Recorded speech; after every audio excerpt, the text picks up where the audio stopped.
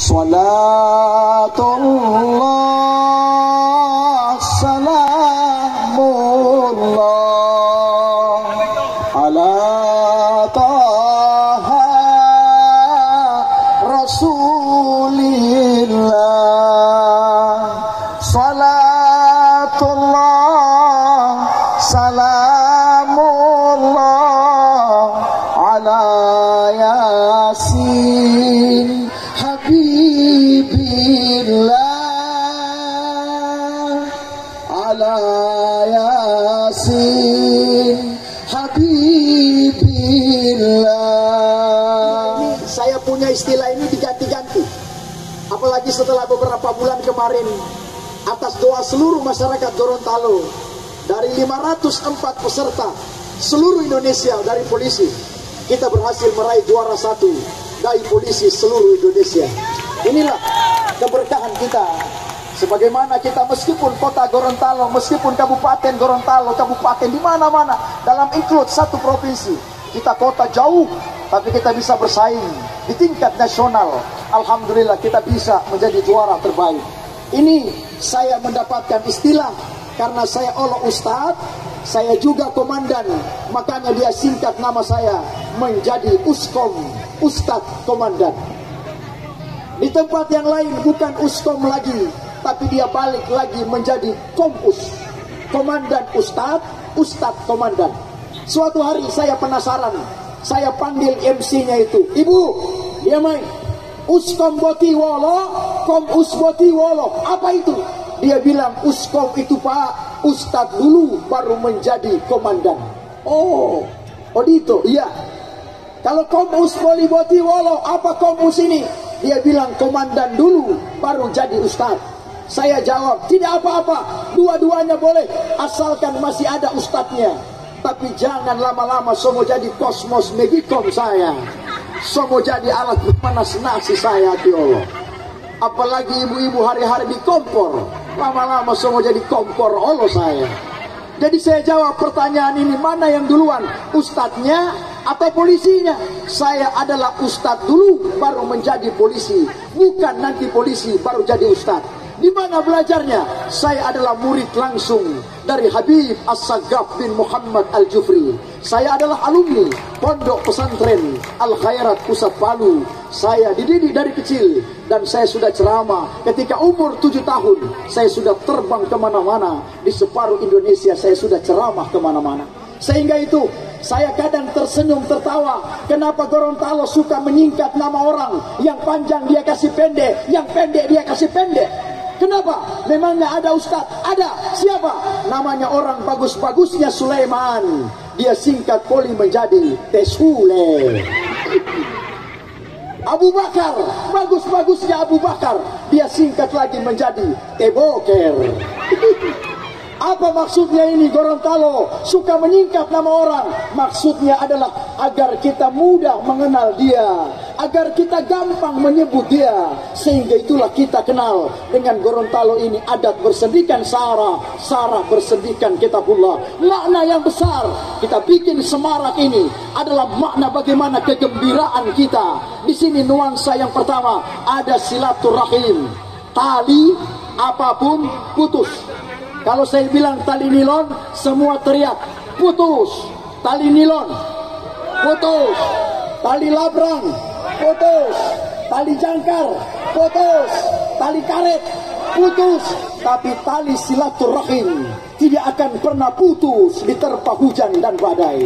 Makanya itulah kita merayakan kegiatan ini adalah makna yang pertama. Saya jauh-jauh datang dari kota, di sini bertemu dengan kakak saudara. Adalah kita teman saudara. Saudara kita apapun sukunya, apapun kulit saudara, saudara adalah teman. Dan saya adalah Anda, dan Anda adalah saya. Ketika saya sakit, Anda pun sakit. Ketika Anda sakit, saya pun merasa bagaimana keterikatan kita sebagai ukhuwah Islamiyah. Ini yang pertama. Kemudian yang kedua, ada makna sedekah di dalamnya.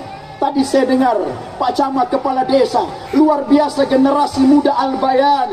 Al-Bayan ini artinya adalah penerang, memberikan kesejukan penerang bagi kita generasi muda. Tertanam wawasan dengan kegiatan ini akan membekas bagi generasi muda. Anak-anak kita, mereka nanti akan bercerita ketika mereka tua. Kita akan pun kembali kepada Allah. Mereka lah nanti yang akan meneruskan perjuangan-perjuangan ini menjadi istilah kita, bahwa dengan prioritas ini akan menambah pemikiran wawasan mereka terhadap budaya dan tradisi kita yang tentu menyemarakkan kegiatan-kegiatan bukan cuma 10 Muharram, bahkan Maulid, Isra Mi'raj kita laksanakan semua demi apa?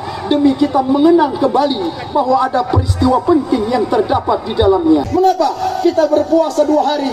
Karena untuk membedakan kita dengan umat yang lain. Karena umat yang lain juga berpuasa pada tanggal 10 Muharram, sehingga itu disunahkan kita puasa 9, 10 atau tidak 10 dan besok ke-11.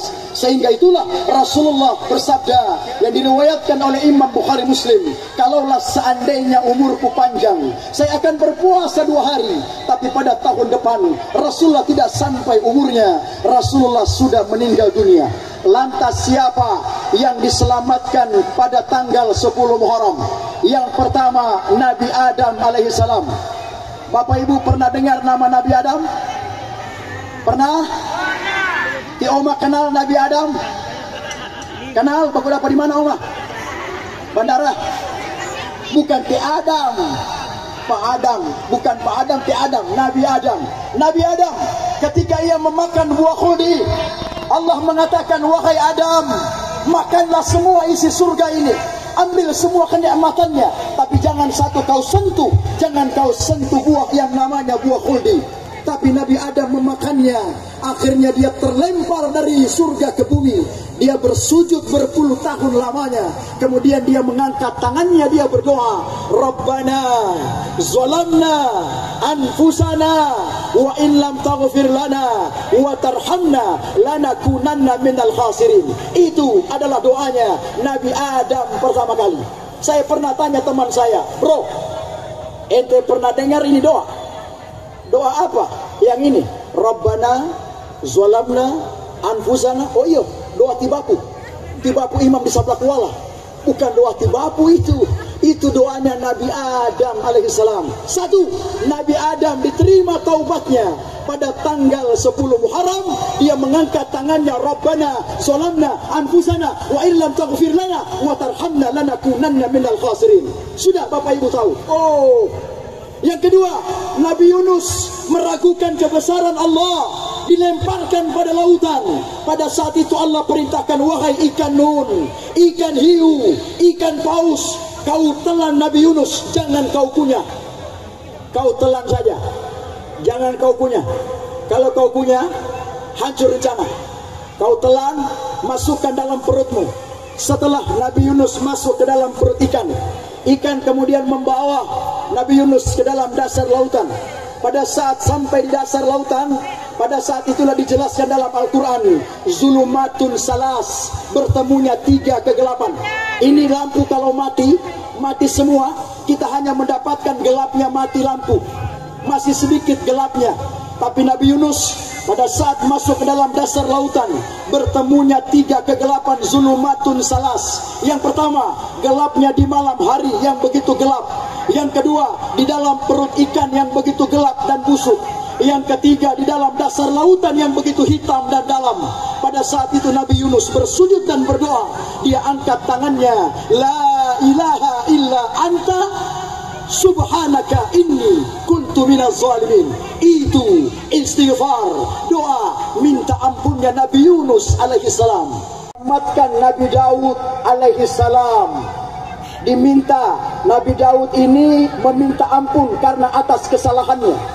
Nabi Daud memiliki istri 99. Kira-kira tibaku di sini sanggup?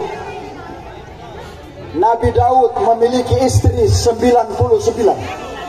Angkat tangan yang sudah 9. Buat DP 9, jangan dulu DP 99. Nabi Daud, kenal Nabi Daud? Kenal Poli? bukan Daud, Nabi Daud. Nabi Daud alaihi salam meminta taubat kepada Allah karena dia telah salah, telah keliru. Karena apa? Karena Nabi Daud memiliki istri 99. Nabi Daud untuk menggenapkan 100, Nabi Daud meminta istri seorang petani untuk menjadi istrinya. Akhirnya pada saat itu Allah melihat, mendengar kisah ini. Akhirnya Allah memerintahkan 2 malaikat, wahai malaikat, turun kau ke bumi. Yang satu malaikat membawa kambing biri-biri sebanyak 99, yang satu membawa biri-biri 1 ekor. Hadapkan, mengadu, laporkan kepada Raja Daud. Pada saat itu Nabi Daud adalah seorang raja. Wahai Raja Daud, kami mempunyai urusan, ada masalah. Yang satu memiliki 99 biri-biri, yang satu hanya 1. Kasihan, yang 99 ini dia mau ambil poli yang 1 ini. Kira-kira bagaimana ini Nabi Daud? Akhirnya Nabi Daud mengatakan, sungguh tega kau yang 99. Ini hanya 1, kau ambil lagi. Sungguh teganya kau, keterlaluan, salah kamu. Akhirnya pada saat itu Nabi Daud merasakan bahwa itu adalah kisah dirinya yang Allah datangkan malaikat untuk mengujinya. Nabi Ibrahim menghancurkan berhala. Ada berhala yang besar, kemudian ada yang kecil. Nabi Ibrahim hancurkan yang kecil. Tiba-tiba kampaknya ditaruh di tangan berhala yang besar. Kemudian Raja Namrus bertanya, wahai Ibrahim, siapa yang menghancurkan berhala? Nabi Ibrahim mengatakan, yang menghancurkan berhala yang besar. Masa berhala yang besar bisa menghancurkan? Iya, itu ada kampak di tangannya. Coba kau lihat. Itu, yang menghancurkan bukan saya, tapi berhala yang besar. Dia hancurkan semua yang kecil ini. Itu ada kampak di tangannya. Coba lihat. Tidak mungkin, ini berhala, masa bisa menghancurkan? Kalau memang berhala, kenapa kau sumpah? Ini buktinya ada kampak. Mungkin dia, coba tanyakan berhala. Kalau dia bisa menjawab, siapa yang menghancurkan? Akhirnya pada saat itu keraguan raja dan keyakinannya bahwa Nabi Ibrahim yang menghancurkan berhala, dibakarlah api yang begitu besar. Setelah api itu besar, dilemparkanlah Nabi Ibrahim pada api. Pada saat Nabi Ibrahim masuk di dalam api, Allah menjelaskan, ya naru kuni bardan wa salaman ala Ibrahim. Wahai api, dinginlah engkau, jangan kau sentuh sedikit pun dari kulit Ibrahim Khalilullah. Pada saat itu api pun dingin, sampai api habis, keluar Nabi Ibrahim dalam keadaan selamat. Dan bahkan Raja Namrus di akhir hayatnya meninggal dunia hanya karena seekor nyamuk yang masuk ke dalam telinganya, bersarang bertahun-tahun lamanya. Nyamuk masuk ke telinganya, di otaknya bersarang, dan Raja Namrus mati hanya karena seekor nyamuk. 3 nabi. Yang keempat, Nabi Musa alaihi salam diselamatkan pada hari tanggal 10 Muharram atau hari Ashura, hari ke-10. Nabi Musa pada saat lari ke lautan Sungai Nil, Sungai Merah. Pada saat itu Nabi Musa tidak bisa menyeberang. Akhirnya Nabi Musa mengatakan, ya Allah, saya tidak bisa kemana-mana. Apa yang harus saya lakukan? Kemudian Allah perintahkan, wahai Musa, angkat tongkatmu, kemudian kau kepakkan pada lautan itu. Lautan terbelah menjadi 2. Kemudian Nabi Musa selamat sampai di sana, dan Fir'aun mengikutinya. Akhirnya Nabi Musa ketakutan, wahai Allah, saya takut Fir'aun sudah mau sampai mengejar saya. Allah perintahkan, wahai Musa, kau angkat tongkatmu, kau kepakkan pada lautan itu. Niscaya lautan akan menyatu sebagaimana sedia kala. Dipukullah. Akhirnya lautan merah menyatu kembali. Pada saat itulah Fir'aun diombang-ambingkan di lautan merah, dan akhirnya meninggal dunia di situ. Dan sampai sekarang jasadnya utuh di Museum Mesir yang kita kenal dengan sebutan Raja Ramses II.